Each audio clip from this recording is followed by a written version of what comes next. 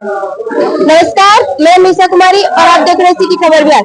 अभी मैं बक्सर के किला मैदान में मौजूद हूँ और हमारे बीच आरजेडी पार्टी की जिला प्रवक्ता आनंद रंजन मैम मौजूद है। तो आइए मैम से हम लोग आज किस चीज का प्रोग्राम था उसके बारे में जानते हैं और महिलाओं को लेकर मैम क्या सोचती है, अपना क्या मत देना चाहती है, आइए जानते हैं। इससे पहले मैम आपका हमारे चैनल पर स्वागत है। धन्यवाद मैम, आज यहाँ पर किला मैदान में एक सामाजिक न्याय पर चर्चा हुआ है, तो ये आज के दिन क्यों हुआ है? पार्टी ने निर्धारित किया है कि 5 मई से लेकर 14 मई तक पूरे बिहार में हर प्रखंड पर सामाजिक न्याय पर चर्चा चलाया जाएगा, जिसके तहत आज हमारे बक्सर जिला में 6-5 तारीख को प्रदेश कमेटी के चुने हुए लोग आए हुए थे और सामाजिक न्याय की पाठशाला चली यहाँ पर। तो इससे आप भारत की जनता को और बिहार की जनता को क्या बताना चाहती है? सामाजिक न्याय की बात बताना चाहते हैं। सामाजिक न्याय के प्रबल और सबसे प्रभावी पुरोधा कहे जाते हैं लालू यादव जी। लालू यादव जी ने अपना पूरा जीवन समर्पित कर दिया सामाजिक न्याय के लिए। इससे बिहार की जनता को क्या लाभ होगा? बिहार की जनता को ये समझ में आएगा कि सामाजिक न्याय होता क्या है। जिस तरह से भगवतिया देवी जो पत्थर तोड़ती थी, उसको लालू प्रसाद यादव की देन है कि वो सांसद बनी, एमपी बन के उसने वो संसद में गई। और एक मोहन डोम थे जिनको उन्होंने एमएलए बनाया और उसको मंत्री भी बनाया। तो सामाजिक न्याय यही कहता है कि समाज के हर वर्ग के लोगों को अपना समय देना, उसका योगदान समाज में रहा है, उसको पद और प्रतिष्ठा भी मिलना चाहिए। तो इससे लेकर महिलाओं को क्या? महिलाओं की तो मैंने कहा कि अभी महिला मुन्नी रज्जक है जो एमएलसी है, हमारी पार्टी की है। एक कपड़ा धोने वाली धोबी को भी लालू जी ने जाके एमएलसी बनवा दिया। तो महिलाएं सुदूर अपने आप को समझती है कि एक आरजेडी ऐसा पार्टी है जो सबके बारे में सोचता है, चाहे वो महिला हो, दलित हो, वंचित हो, गरीब हो, पिछड़ा हो, अति पिछड़ा हो, दलित, सबके बारे में, हर वर्गों के बारे में। महिलाओं के बारे में बात करिए। अभी भी एक मूवी चल रहा है फूले, वो मूवी कैसा मूवी है? मतलब सामाजिक है, हमारे देश के लिए कैसा है, लोगों के लिए कैसा है? वो रियल घटना पे आधारित एक फिल्म है जिसको सब वर्ग के लोगों को देखना चाहिए, खासकर युवा पीढ़ी को देखना चाहिए। जो युवा अपने इतिहास को नहीं जानता है, वो नहीं जानता कि उसके पुरखे किस किस लड़ाइयों से लड़कर आज यहाँ पे स्थापित हो पाए हैं। वो फूले पिक्चर जो है हम तो सरकार से आवेदन करेंगे उसको टैक्स फ्री कराया जाए और सब जगह चलाया जाए।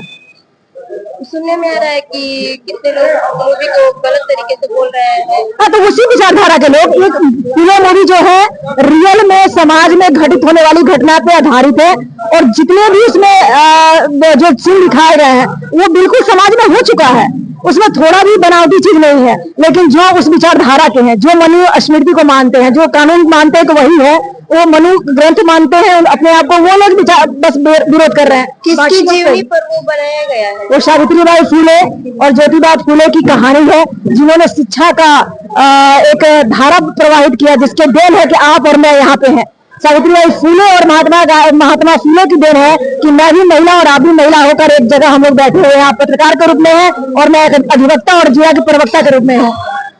मैम, आप खुद एक महिला नेत्री हैं, हमारी बिहार की महिलाओं को क्या मार्गदर्शन देना चाहेंगे? मैं कहूंगी कि इस बार बिहार की सारी महिलाएं हम अपनी शक्ति का प्रदर्शन करें, क्योंकि हमारे राष्ट्रीय अध्यक्ष शुरू से ही महिलाओं के बारे में सोचते आए हैं और युवा नेता है तेजस्वी यादव जी। तेजस्वी यादव जी ने कहा है कि हर महिला को, उन वर्ग की वंचित महिलाओं को जिनके पास आर्थिक स्थिति बहुत कमजोर रहती है, उनके खाते में 2500 रुपया हर महीने दिया जाएगा।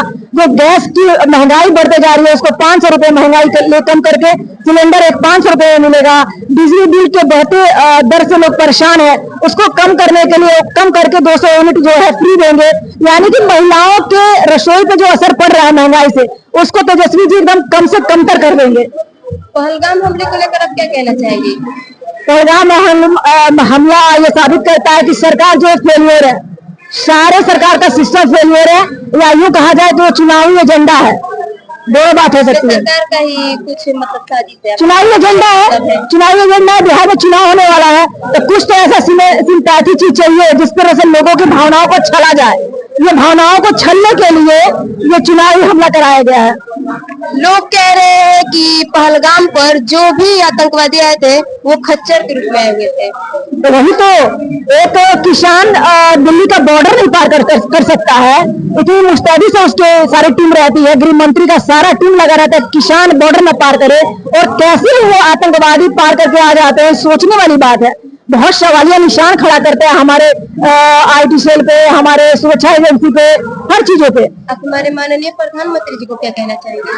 मैं यही कहना चाहती हूँ, 6 दिन कह के आपने इतने बुरे दिन ला दिए हैं कि अब लोग त्राहिमाम कर रहे हैं। अब लोगों को लग रहा है कि हमारे पुराने दिन लौटा दो, हमें नहीं चाहिए तुम्हारे अच्छे दिन।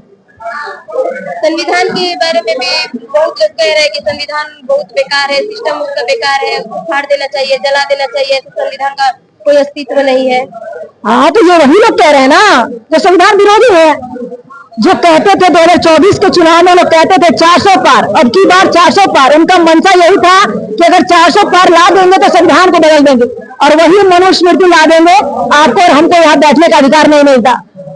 अगर हमारे देश में संविधान को बंद कर दिया जाए तो पूरा अंधकार जैसे सूर्यास्त हो जाता है ना, सूर्यास्त के बाद दिखता नहीं है, उसी तरह से हमारा अस्तर पूरे देश का अस्त हो जाएगा। खासकर वंचित, शोषित, दलित, पिछड़े, अति पिछड़े, अल्पसंख्यकों का अस्त हो जाएगा। फिर से हम गुलामगिरी में चले जाएंगे। बाबा महात्मा फुले ने लिखा है गुलामगिरी, उसको पढ़ने की जरूरत है कि कैसे कैसे लड़ाई लड़के हमारे पूर्वजों ने हमें और आपको बोलने का, जबान देने का काम लालू जी ने किया। संविधान निर्माता अम्बेडकर जी ने संविधान में दलितों और पिछड़ों के उत्थान के लिए कानून बनाया, लेकिन असली में वास्तविकता में धरातल पर लाने वाले का नाम है लालू प्रसाद यादव। मेरा नाम आनंद रंजना है, मैं जिला प्रवक्ता राजद हूँ। अभी अभी मैम ने बताया कि संविधान हमारे देश के लिए कितना जरूरी है। अगर संविधान नहीं रहेगा तो हमारा देश अंधकार में चला जाएगा। मैम की बातों से आप लोग कितने सहमत हैं, हमें कमेंट में जरूर बताएं। धन्यवाद।